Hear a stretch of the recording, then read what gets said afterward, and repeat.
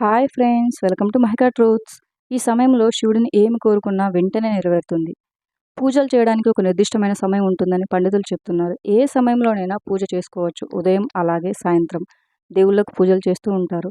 కొంతమంది ఇలా 2 పూటల దేవుడిని పూజ చేస్తే, మరికొంతమంది మాత్రం వారి బిజీ లైఫ్ కారణంగా ఒక పూట మాత్రమే పూజ పురస్కారాలు చేస్తూ ఉంటారు.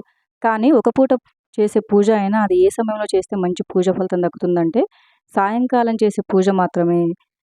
సాయంత్రం పూట దేవుడికి పూజ చేయటం ద్వారా చాలా మంచి ఫలితాలు దక్కుతాయని పండితులు అంటున్నారు. సంధ్యా సమయంలో పూజ చేస్తే గొప్ప అఖండ పుణ్యం లభించడంతో ఎటువంటి సందేహం లేదని పండితులు చెప్తున్నారు. సూర్యాస్తమయం సమయాన శివ పూజకు దివ్యమైన సమయం.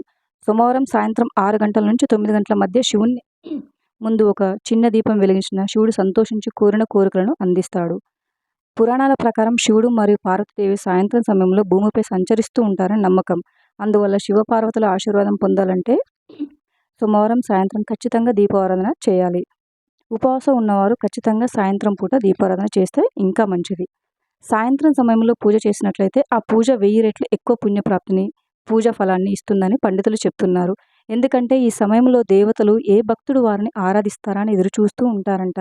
కాబట్టి సాయంత్రం సమయంలో దైవాన్ని పూజిస్తే దేవుడి అనుగ్రహం త్వరగా పొందవచ్చని పండితులు చెప్తున్నారు.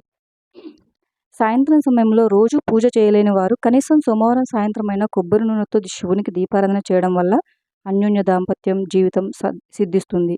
పార్వతీ పరమేశ్వరుల పటానికి గంధంతో బొట్టు పెడితే చాలా మంచిది. శివునికి ఇష్టమైన పువ్వులతో గన్నేరు ఒకటి. ఎవరైతే సోమవారం రోజు శివునికి గన్నేరు పూలు సమర్పించి పూజిస్తారో వారికి జీవితంలో ఏ కష్టాలు ఉండవు. సోమవారం పరమేశ్వరుడు ముక్కోటి దేవతలతో కలిసి శివాలయంలో ఉంటాడనే శాస్త్రాలు చెప్తున్నాయి. కాబట్టి సోమవారం రోజున శివాలయంలో ఆవు నెయ్యితో దీపం వెలిగిస్తే చాలా మంచిది.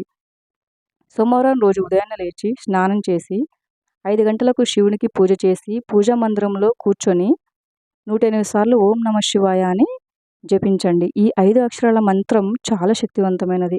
ఇలా చేయడం వల్ల సర్వ పాపాల నుంచి విముక్తి లభిస్తుంది. సోమవారం సాయంత్రం పరమశివునికి నైవేద్యంగా నీతితో తాలింపు వేసిన దద్దోజనాన్ని సమర్పించి పూజ చేస్తే అప్పుల బాధలు, ఆర్థిక సమస్యలన్నీ తొలగిపోయి ఐశ్వర్యవంతులు అవుతారు. అన్ని నూనెల కంటే ఆవు నెయ్యితో చేసే దీపారాధన చాలా శ్రేష్టమని పండితులు చెప్తున్నారు. నిత్యం లక్ష్మీ కటాక్షం కావాలనుకునేవారు ఆవు నెయ్యితో దీపారాధన చేయడం మంచిదంట. దీపారాధనకి ఆవు నెయ్యి ఉపయోగిస్తే ఆర్థిక సమస్యలు దూరం అవుతాయని నమ్మకం.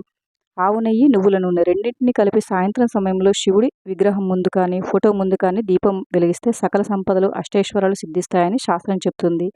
ఏదైనా మీ కోరిక వెంటనే తీరాలంటే దేవుడి ముందు దీపాన్ని వెలిగించి ఎండు ద్రాక్ష నైవేద్యంగా పెట్టి నమస్కరిస్తే మనం కోరిన కోరికలు నెరవేరుతాయంట. శివుడికి ఇష్టమైన జాజి, గరిక, బిల్వదళాలు, జిల్లేడు పూలతో పూజిస్తే ఐశ్వర్య ప్రాప్తి కలుగుతుంది. పంచామృతంతో శివునికి అభిషేకం చేస్తే శివుడు సంతోషించి శ్రేయస్సును ప్రసాదిస్తాడు. నెలలో ఒక సోమవారం రోజైనా శివునికి పంచామృతంతో అభిషేకం చేస్తే శివానుగ్రహం ఖచ్చితంగా లభిస్తుంది. సోమవారం రోజున ఉపవాసం చేసిన వారికి ఎంతో పుణ్యం కలుగుతుంది. శివుడికి నెయ్యితో అభిషేకం చేస్తే సంతాన సౌభాగ్యం కలుగుతుంది. అలాగే ఆర్థిక సమస్యలు తొలగిపోవాలంటే శివుడికి చెరుకు రసంతో అభిషేకం చేయాలి. ఎవరైతే సోమవారం శివుడిని ఆరాధిస్తారో వారికి శివానుగ్రహం ఖచ్చితంగా లభిస్తుందని పురాణాలు వివరిస్తున్నాయి. ముఖ్యంగా సోమవారం రోజు పాలతో అభిషేకం చేస్తే చాలా మంచిది. శివలింగం పైన నేరుగా పాల ప్యాకెట్లతో అభిషేకం చేయకూడదు. అభిషేకం చేయాలనుకుంటే ప్యాకెట్లో పాలను గ్లాసులో పోసి అభిషేకం చేయాలి. శివుడికి ప్రీతికరమైన వెలగపండును నైవేద్యంగా సమర్పిస్తే శివుడు సంతోషించి కోరిన వరాలను అనుగ్రహిస్తాడు. అయితే సాయంత్రం భగవంతునికి చేసే పూజ రాత్రి 9 గంటల వరకే ముగించాలి. ఆ తర్వాత పూజా మందిరాన్ని మూసివేయాలి అని పండితులు చెప్తున్నారు. దేవతలు దీపద్వారం సంతోషిస్తారు. దీపం ఉన్న చోట దేవతలుంటారు. ప్రతిరోజు దీపారాధన ఉదయం 3 గంటల నుంచి 6 గంటల లోపు చేస్తే సర్వశుభములు కలుగుతాయి. ఎందుకంటే 3 నుంచి 6 గంటల మధ్య సమయం అమృత గడియలుగా భావిస్తారు. 33 కోట్ల మంది దేవతలు తులసిలో నివసిస్తారని నమ్మకం కనుక ప్రతిరోజు ఉదయం తులసికి నీరు పోసి దీపం వెలిగిస్తే సకల సంపదలు చేకూరుతాయని పండితులు చెప్తున్నారు. అలాగే సాయంత్రం సూర్యాస్తమయంలో తులసి కోట వద్ద దీపారాధన చేస్తే ఉత్తమ ఫలితాలు కలుగుతాయి. ముఖ్యంగా సాయంత్రం 6:30 తర్వాత లక్ష్మీదేవికి హారతి ఇచ్చి ఆరాధిస్తే లక్ష్మీ కటాక్షం పొందవచ్చు. హిందూ సాంప్రదాయంలో దీపారాధన జరిగే ప్రదేశంలో మహాలక్ష్మి స్థిర నివాసం చేస్తుందని, దీపం లేని ఇల్లు కల విహీనమని, అలక్ష్మి స్థానమని అవుతాయని పెద్దల మాట.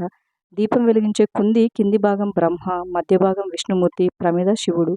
కుందిలో వేసే వత్తి వెలుగు సరస్వతి, విశ్వలింగం లక్ష్మీదేవి అని పురాణాలలో చెప్పబడింది. అనారోగ్య సమస్యలతో బాధపడుతున్న వారు సోమవారం రోజున ఆవు పాలను శివుడికి నైవేద్యంగా పెడితే వెంటనే ఆరోగ్యవంతులు అవుతారు. అయితే సాయంత్రం చేసే పూజలో మాత్రం తులసి ఆకులను ఉపయోగించకూడదు. ఒకవేళ తులసి ఆకులను ఉపయోగించాల్సి వస్తే వాటిని సూర్యాస్తమయానికి ముందే సమకూర్చుకోవాలి. సూర్యాస్తమయం దాటిన తర్వాత తులసి మొక్కను తాకరాదు, ఆకులను కూడా తీసుకోకూడదు.